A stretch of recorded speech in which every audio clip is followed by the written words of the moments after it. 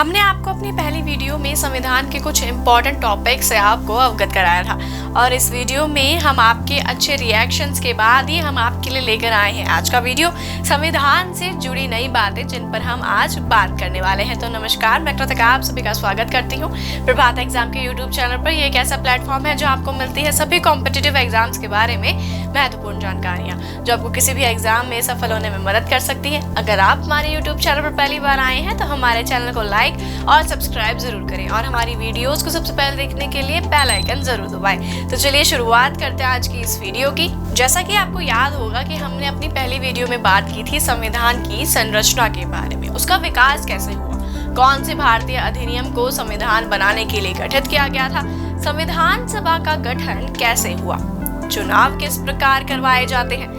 हमारे भारतीय संविधान की कुछ विशेषताओं पर भी हमने गौर फरमाया था। साथ ही साथ यह भी जानने का प्रयत्न किया था कि संघ और राज्यों का पुनर्गठन किस प्रकार हुआ था, किस प्रकार केंद्र शासित प्रदेशों का बंटवारा किया गया था और नागरिकता के साथ साथ मौलिक अधिकार और नीति निर्देशक तत्वों पर भी हमने बात की थी।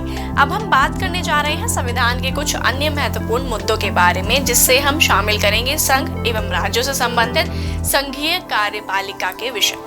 भारत में संवैधानिक प्रावधानों के अनुसार संसदीय शासन प्रणाली स्थापित है, यानी नाम मात्र की कार्यपालिका और वास्तविक कार्यपालिका। आप यह तो जानते ही होंगे कि हमारे देश का प्रधान राष्ट्रपति को माना जाता है, लेकिन उनके पास सारे अधिकार नहीं होते। अगर हम गौर फरमाए तो प्रधानमंत्री ही होता है जो हमारे देश का कार्यभार संभालता है। इसे ही हम वास्तविक कार्यपालिका के अंदर गिनते हैं। खैर, हमारे भारतीय संविधान के अनुच्छेद 52 में यह लिखा गया है कि भारत का एक राष्ट्रपति होगा और इस संघ की समस्त कार्यपालिका शक्तियां राष्ट्रपति के पास होंगी। अब वह चाहे तो खुद इन शक्तियों का इस्तेमाल कर सकता है या अपने किसी अधीनस्थ पदाधिकारी के माध्यम से इसका प्रयोग करवा सकता है। परंतु अनुच्छेद 74 में यह भी कहा गया है कि राष्ट्रपति के कार्यों में परामर्श देने के लिए एक मंत्री परिषद का गठन होगा, जिसका प्रधानमंत्री होगा। और यह भी एक महत्वपूर्ण बात है कि राष्ट्रपति केवल उन्हीं कार्यों का निर्वहन कर सकता है जिसे प्रधानमंत्री के मंत्री परिषद द्वारा पेश किया जाता है। हालांकि देखा जाए तो राष्ट्रपति का चुनाव मंत्रिमंडल द्वारा ही किया जाता है। संविधान में कई लोगों द्वारा यह कहा गया था कि एक व्यक्ति एक से अधिक बार राष्ट्रपति बन सकता है, लेकिन कई लोगों द्वारा इसका विरोध भी किया गया। खैर, वो अलग बात है कि हमारे भारतीय इतिहास में केवल डॉक्टर राजेंद्र प्रसाद के अलावा कोई और व्यक्ति 2 बार से अधिक राष्ट्रपति के पद पर नहीं बैठा है। अगर हम इस पर गौर फरमाएं तो कई सारी आलोचनाएं हमें मिलेंगी, जैसे डॉक्टर जाकिर हुसैन के विरोध में बाबूराव पटेल और 12 अन्य सांसदों ने इनके नामांकन पत्र भरने पर विवाद छेड़ दिया था।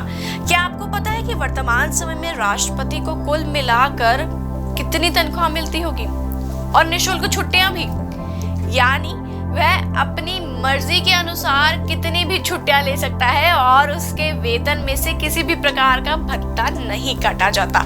राष्ट्रपति को हटाने के लिए महाभियोग की प्रक्रिया तो आपको पता ही होगी।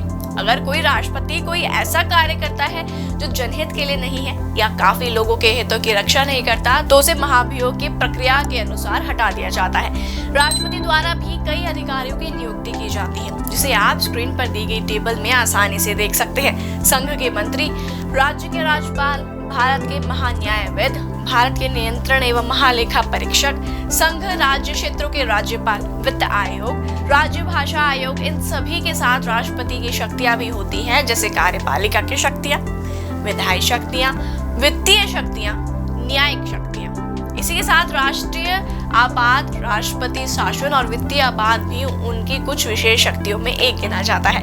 इनके बाद हमारा दूसरा महत्वपूर्ण व्यक्ति है उपराष्ट्रपति।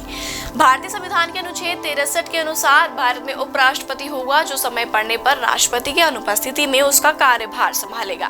इसका चुनाव उन मंत्री परिषद द्वारा किया जाता है जो दोनों सत्रों में मौजूद होते हैं। इनका कार्यकाल केवल 5 वर्षों के लिए होता है, लेकिन वह अपने पद से समय मुक्त होना चाहता है तो वह त्याग पत्र दे सकता है, यानी रिजाइन वह दे सकता है। राष्ट्रपति ही इन्हें शपथ दिलाता है। यह राज्यसभा की बैठकों की अध्यक्षता करता है और साथ ही साथ अधिक से अधिक 6 महीने तक राष्ट्रपति के पद का कार्यभार भी संभालता है। यानी ऐसा नहीं कि राष्ट्रपति जब चाहे वह 6 महीने से अधिक अवधि के लिए अवकाश ले ले।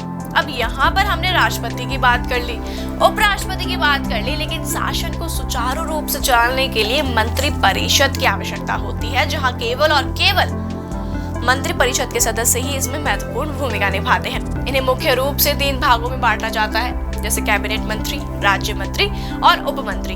अगर लोकसभा में इन्हें बहुमत हासिल है तभी यह मंत्री अपने पद पर रह सकते हैं। भीतर और बाहर यही मंत्रीगण सारे कार्यक्रमों में भाग अपनी पार्टी का सपोर्ट भी करते रहते हैं। सबसे विशेष बात यह है कि वित्त पर मंत्री परिषद का पूरा नियंत्रण होता है। बजट निर्माण, नए कर लगाना, पुराने करों के दरों में बदलाव का पूरा कार्यभार मंत्रिमंडल पर ही सौंपा गया है। राज्य मंत्री कैबिनेट के सदस्य नहीं होते और ना ही उसकी बैठकों में भाग लेते हैं। उसी तरह उप मंत्री का दर्जा भी मंत्री परिषद में सबसे तीसरे स्थान पर आता है। अगर किसी भी देश में राष्ट्रपति शासन लग जाता है तो उसके सारी शक्तियों का प्रयोग मंत्रिमंडल द्वारा ही किया जाता है। सरकारी विधेयक लोकसभा में पारित ना हो पाए इसलिए प्रधानमंत्री समेत संपूर्ण मंत्री परिषद को त्यागपत्र देना होता है। साथ ही साथ अगर कोई अविश्वास प्रस्ताव पारित हुआ है तो वह केवल एक मंत्री के लिए नहीं अपितु संपूर्ण मंत्री परिषद के लिए पास होता है। देखा जाए तो राष्ट्रपति की कार्यपालिका संबंधी सभी शक्तियों का वास्तविक उपयोग मंत्रिमंडल द्वारा ही किया जाता है। चलिए अब हमने अपने विषय के उस पड़ाव पर पहुंच गए हैं जहां हम बात करने जा रहे हैं भारत के वास्तविक प्रधान यानी प्रधानमंत्री की। भारतीय संविधान के अनुच्छेद 75(1) के तहत प्रधानमंत्री की नियुक्ति राष्ट्रपति तय करता है। प्रधानमंत्री संसद के किसी भी सदन का सदस्य हो सकता है। यह जरूरी नहीं कि वह सभी सदन का सदस्य हो। नरसिम्हा राव और SD देवगौड़ा एक ऐसे प्रधानमंत्री बने जो संसद के सदस्य नहीं थे। इनका कार्यकाल 5 वर्ष का होता है और वह तब तक अपने पद पर आसीन रहता है जब तक उसे बहुमत प्राप्त हो। वह लोकसभा का नेता होने के साथ ही मंत्रियों की नियुक्ति भी राष्ट्रपति की सलाह से करता है। नीति निर्धारण में प्रधानमंत्री महत्वपूर्ण भूमिका निभाता है और इसके पास एक विशेष अधिकारियों का होता है जो यह किसी भी मंत्री को त्यागपत्र देने के लिए कह सकता है। हमारे देश के पूर्व राष्ट्रपति और मंत्रिमंडल में एक रिलेशन मेंटेन करने के लिए प्रधानमंत्री ही एक अहम कड़ी साबित हो सकता है। आपातकाल की स्थिति में राष्ट्रपति प्रधानमंत्री के परामर्श से ही कार्य करता है और सदन से सभी महत्वपूर्ण नीतियों की घोषणा भी वही करता है। हमारे भारतीय इतिहास में प्रधानमंत्री का कार्यकाल तो काफी दिलचस्प रहा है। भारत के संसदीय इतिहास में अब तक किसी भी प्रधानमंत्री को अविश्वास प्रस्ताव के माध्यम से नहीं हटाया गया है। अधिकतर प्रधानमंत्री ने केवल कम बहुमत के कारण ही त्यागपत्र दिया है। चलिए बताइए कि हमारा वर्तमान राज्यपाल कौन है? चलिए नहीं पता तो आप इसको ढूंढ के लाइए, ये आपका एक होमवर्क ही समझिए, क्योंकि हमारा अगला टॉपिक ही है राज्यपाल। राज्य में संवैधानिक प्रधान राज्यपाल होता है। जिस तरह केंद्र में राष्ट्रपति को शक्तियां मिलती हैं उसी तरह राज्यपाल के पास भी लगभग वही शक्तियां होती हैं। राज्यपाल का कार्यकाल 5 वर्षों का होता है और उसे शपथ ग्रहण के बाद ही अपना पदभार करना होता है। ऐसा माना जाता है कि जिस राज्य में राज्यपाल की नियुक्ति की जाती है वह उस राज्य का व्यक्ति नहीं होता, लेकिन वास्तविकता कुछ और ही है। यह है कि राष्ट्रपति जब चाहे एक राज्यपाल को दूसरे राज्य में नियुक्ति कर सकता है। अगर राज्यपाल को यह लगता है कि उसके राज्य में संविधान के अनुशासन नहीं हो रहा है तो वह राष्ट्रपति से बुलवाकर वहां पर राष्ट्रपति शासन भी लगवा सकता है। मुख्यमंत्री के परामर्श मिलने के बाद राज्यपाल विधानसभा को भंग भी कर सकता है और साथ ही साथ राज्यपाल मुख्यमंत्री से किसी भी प्रकार का सूचना प्राप्ति करने का अधिकार भी रखता है। हमने बात की राज्यपालों की, तो चलिए एक नजर मुख्यमंत्री पर भी डाल लेते हैं। भारतीय संविधान के अनुच्छेद 163 के अनुसार राज्यपाल को उसके कार्यों में सहायता देने के लिए मुख्यमंत्री का निर्वाचन किया जाता है और राज्यपाल ही मुख्यमंत्री की नियुक्ति कर सकता है। मुख्यमंत्री का कार्यकाल वैसे तो 5 वर्ष का होता है, किंतु वास्तविकता यह है कि जब तक उसे विधानसभा में बहुमत प्राप्त रहता है वह अपने पद पर आसीन रहता है। बहुमत खो देने के बाद मुख्यमंत्री को त्यागपत्र देना पड़ता है और उसके साथ उसके सारे के सारे मंत्रिपरिषद को भी उसकी सिफारिश मानने के लिए बाध्य होना पड़ता है। मंडल का निर्माण राज्यपाल मुख्यमंत्री की सलाह से करता है और तो और राज्यपाल किसी एक ऐसे व्यक्ति को भी मुख्यमंत्री बना सकता है जो किसी भी विधानमंडल का सदस्य ना हो, लेकिन उसको 6 महीने के अंदर उसका सदस्य बनना अनिवार्य होता है। साथ ही साथ मुख्यमंत्री मंत्रियों को विभागों का बंटवारा करता है और बैठकों की अध्यक्षता भी उसी के द्वारा की जाती है, मुख्यमंत्री द्वारा की जाती है। अब तक हमने उन सभी व्यक्तियों के बारे में जानने का प्रयास किया है जो हमारे शासन प्रणाली को सुचारू रूप से चलाने के लिए कारगर साबित होते हैं। मंत्रिपरिषद किसके भीतर विश्वास प्रस्ताव करते हैं या किसके भीतर वह संविधान में संशोधन का मुद्दा उठाते हैं, वह है संसद। भारतीय संविधान में संघीय व्यवस्थापिका के रूप में संसद का प्रावधान दिया गया है और देखा जाए तो राज्यसभा और लोकसभा के बीच में भारत में द्विसदनात्मक व्यवस्था को अपना रखा है।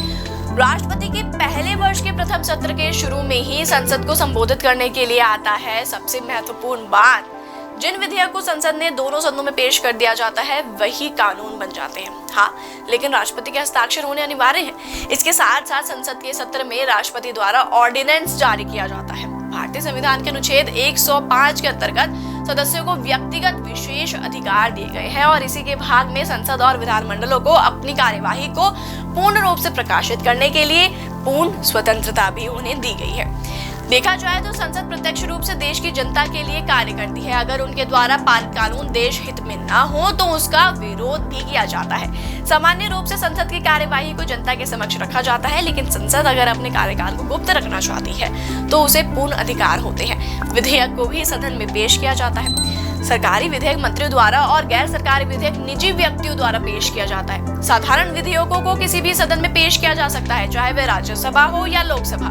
अगर किसी सरकारी मंत्री द्वारा कोई विधेयक को पेश करना है तो उसे सचिव के पास 7 दिन पहले एक कॉपी भेजनी पड़ती है, तब जाकर एक निश्चित तारीख डिसाइड होती है।